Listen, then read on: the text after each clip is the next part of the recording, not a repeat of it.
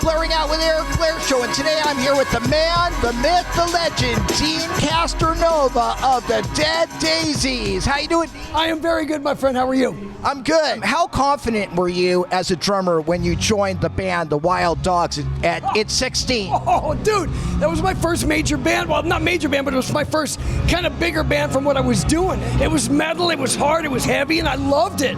So, you know, I'd been playing in progressive bands that whole time before that. So when I joined that band, it was definitely a step up for me in my career, you know, because it led to so many things being in that band. And you were confident? Yes, oh, very much so. I mean, I was the only guy they were looking at. They had Jamie St. James, and they were like, well, we want somebody that's got a little bit more fire. And Matt McCord is the one that found me. And he saw me in a club in Portland and said, oh, we got to get that guy. That's our drummer. And I joined instantly. It was great. Describe John Waite's personality during your time with Bad English. Wow, that's a hard one, man. Professional, just a very professional. He did what he was supposed to do. He sang his butt off every night. It was a joy to work with him. I mean, I was very honored to work with him. He's John Waite. I mean, it was killer, bro. So yeah, I would have to say that. It was just very, very to the point. He knew what he wanted. He always knows what he wants, and he delivers. And how was the overall interaction with everybody in Bad English? Interesting. That's all I can say is interesting. There was, you know, it was just it was always on the teetering of exploding for some reason, but that's what made the band work. There was so much tension, but then we came together and we brought that tension on stage or in the record, you know, on the records, and it came out great. How personally active were you with Geezer Butler, Rick Wakeman, Zakk Wylde, and Ozzy Osbourne during the recording sessions for the 1995 Osmosis album? Well, you know, for that it was me, Geezer, Zakk, like you said. Rick, I never saw Rick until later. He actually did the keyboards later.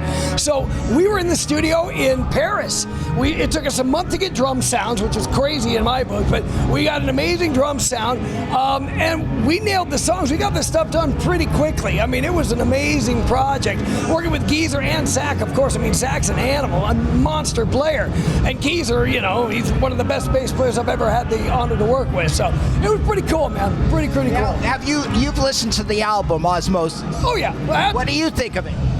I think there's some great moments on that record, especially the stuff that Zakk wrote. The songs that Zakk wrote are definitely, to me, they've got the most crunch to them. I mean, it's definitely Ozzy Osbourne when you hear Zakk playing those songs. Yeah, well, Thunder Underground was co-wrote by Geezer Butler. He's the head writer on that, and I think he should have co-wrote a lot more songs on that album. I think so too, man. But you know, I know he did some lyric stuff, and then they had Lemmy doing lyrics as well. Yeah. So you know, there was a lot of different guys. They had some studio guys from LA that came in to write some stuff, which I didn't really feel was. I mean, that wasn't my place, but it didn't sound like Ozzy. You know, when Zakk came in, it was like, that's the Ozzy Osbourne I know, you know? Now Ozzy is saying that working with Michael Beenhorn was hell. Yeah, it was. He's a tough producer. He knows what he wants and he expects it. And it was hard for me, you know, it was not an easy situation, but after I did that record with him, I ended up doing 4 other records with him. Yeah. So, you know, I give him a lot of credit. He's very good at what he wants and he knows what he wants and he pulls it out of you. What kind of relationship did you guys have after that? Were you friends with Beenhorn? Well, it was kind of a bad time for me because I was still in addiction. So I had issues with addiction. There were times that, you know, I wasn't myself. During Ozzy's record was fine. When I was doing the whole record, I was kind of in and out of smoking weed and doing crazy shit. So it wasn't the greatest relationship after that. I haven't talked to him in, gosh, since that record, since the whole record. It's been 20 years, a little bit longer. Highlights of recording Social Distortions, White Light, White Heat, White Trash. That record, man, I did as a favor to Michael. He was like, man, I don't have a lot of money to do this. Would you, do this? I'll make it up to you on another record. It's like, dude, I don't care. It's Social D. I would love to do it.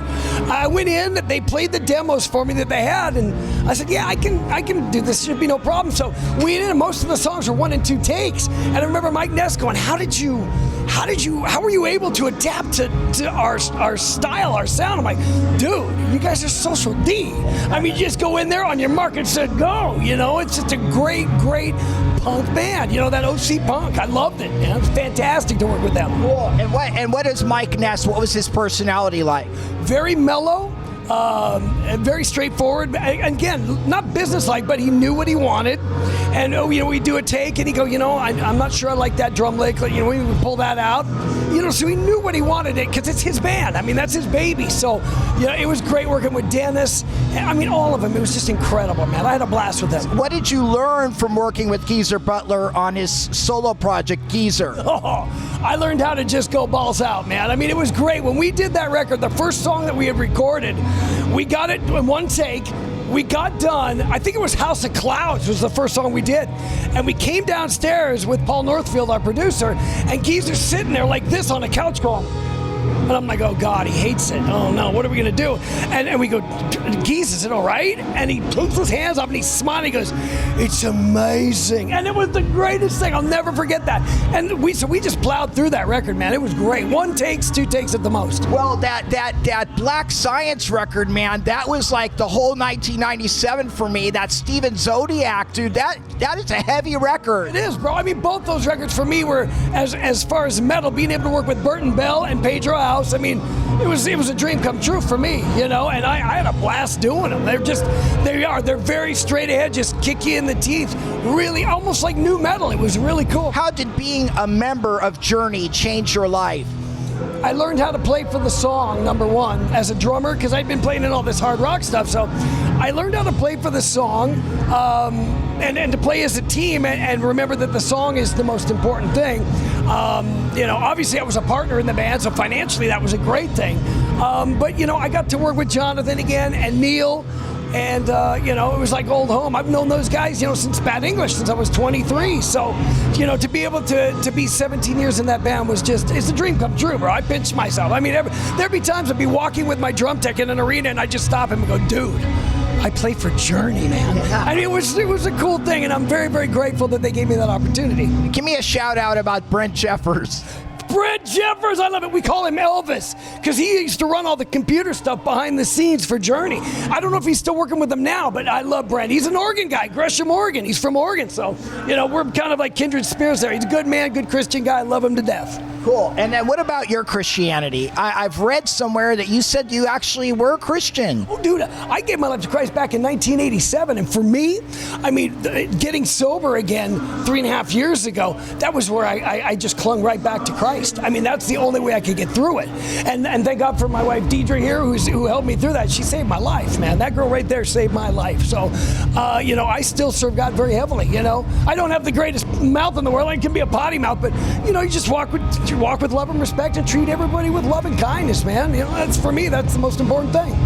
What is a relationship with Jesus Christ? What does that look like to you? Oh man, for me it's basically living spiritually, not living so much in the flesh. And like I said, tolerance is huge, walking with God is all about love and about treating people with love and kindness. For me, and how do I put this? Being in this industry and being around the drugs and the alcohol that are prevalent in this industry, you got to have something to hold on to. And man, that for me, that's a huge thing. I need that. I'm in in my prayer closet doing my prayers, and I'm in the Word of God. It's really important for me. Because if I don't, dude, I'm going to fall again. I'll fall right on my butt.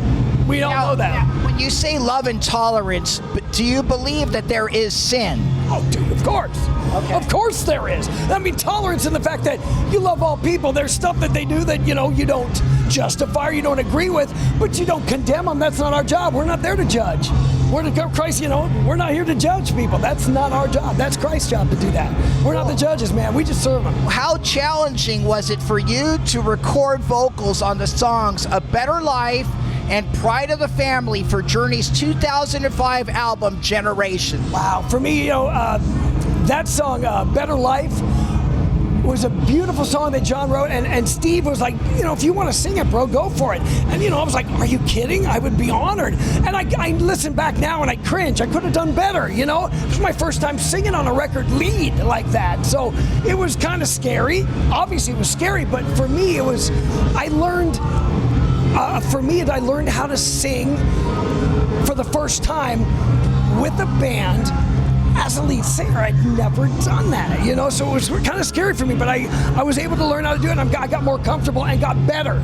as the time comes on to where we're now with Revolution Saints. And I'm definitely not, Steve Barry. I'm definitely not Jeff Scott Soto or even Arnel Pineda, but I love what I do, and I do the best I can. I'm a drummer that happens to sing, bro. That's it.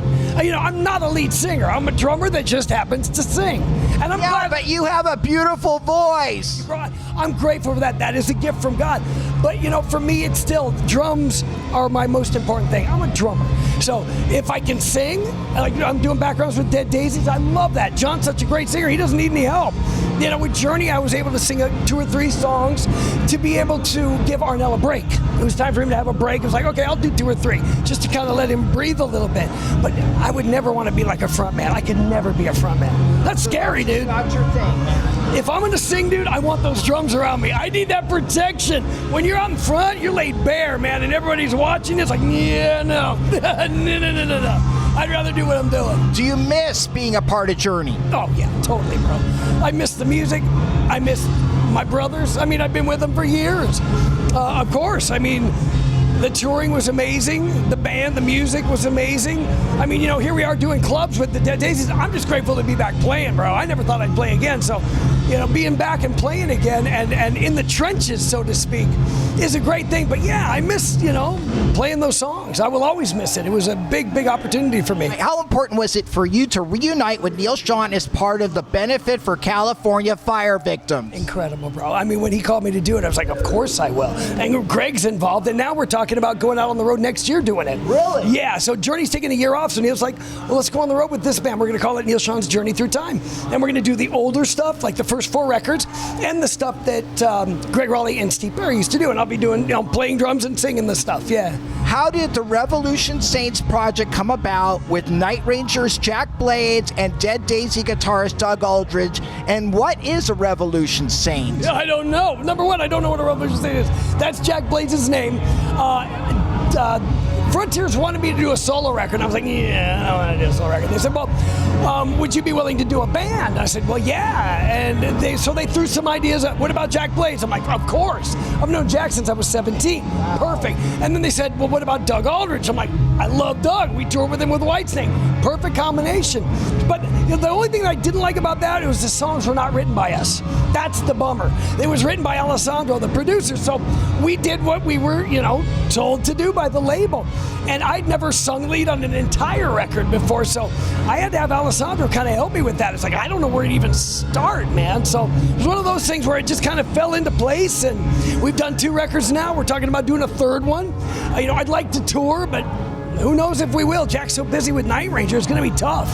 Yeah, man, the songs I've heard harken back to that old Journey sound. Very much so, bro. And that's what the label wants. So I think on this 3rd record that we're talking about doing, we already kind of said, look, number one, Jack needs to sing more. I don't want to be the full lead singer. I think it should be like, a trade-off type of a thing. Or he does 4 songs and I do 4 songs, something like that. And we need to write. We need to write the songs. It's really important. As much as I love Alessandro's writing, it's great stuff, but it's not us.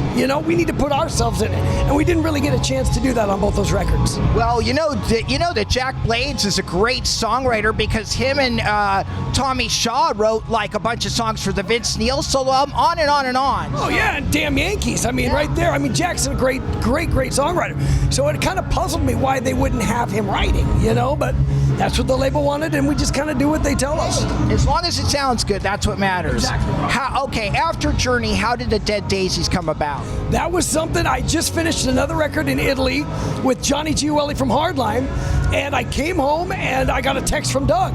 He's like, are you available? And I'm like, available for what? He goes, well, Dead Daisies looking for a drummer. Do you want to come out and audition? Or not audition, but come out and meet the band? I'm like, yes, right now. So I flew out on a Sunday, hung out with them Sunday afternoon and Monday afternoon, flew home Tuesday, and by that following Friday, I was in Nashville recording the record. That quickly, bro. Now, that was a gift from God, too, man. That was totally a God shot. Totally. Because I was praying, like, Lord, where am I going next? What am I got, and it just fell right into place. Like, praise Jesus. Now, Boom.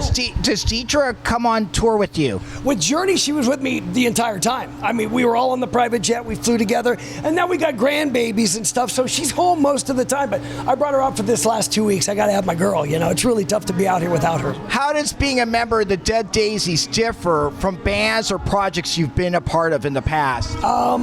This thing is run a lot by management. It's David's band, but management calls the shots on everything in this band, from the set list to what we dress like, how we're going to look, where we play, what venues. I mean, they are totally in control. And we just, like I said, we go where we're supposed to go and play our hearts out. And that's a cool thing, man. I like being able to just be in a band where the musicians are stellar, and you got management that are on top of their game. They know what they want, and they're working it. And it's worked out so far really, really well in Europe. How do you stay sober on the road? Jesus Christ. And that lady, and my children, and my grandchildren. What I've been through was so horrible, man. My sobriety is a living amends for them. It really is. It's all about them. You know how AA says you have to have a higher power? Well, I've got the highest power. To me, Jesus Christ is the highest power. That's all I need. I was trying to fill holes that only Christ could fill. And we all know that. I mean, okay, drugs, cars, women, whatever. Mine were drugs. I like drugs. And I took my hand out of God's when I joined Ozzy's band. I took my hand right out, and that's when it slowly went down the tubes. And it took 25 years, but had to start over again. And I rededicated my life, and I'm serving Him fully now, man. Put your hand in God's hand. I'm grabbing a hold of Him with both arms on His legs, like He's dragging me with Him. What do you love most about your wife and kids? The most? I can't say the most. I just love them, man. It's unconditional. They're the greatest thing that ever happened to me. I've had made millions of dollars, played in the biggest bands in the world. Coming home to that lady and those kids, that's priceless to me, bro. That's what it's all about, bro. And for a long time it was career, right? Family and God. Now it's switched. God and family, career. Deen, thanks for being on the Blairing Out with Eric Blair show. You rock. I love you, bro. Right, this is the Blairing Out with Eric Blair show with Dean Castronovo of the Dead Daisies. Signing off. See ya. The Blairing Out Show.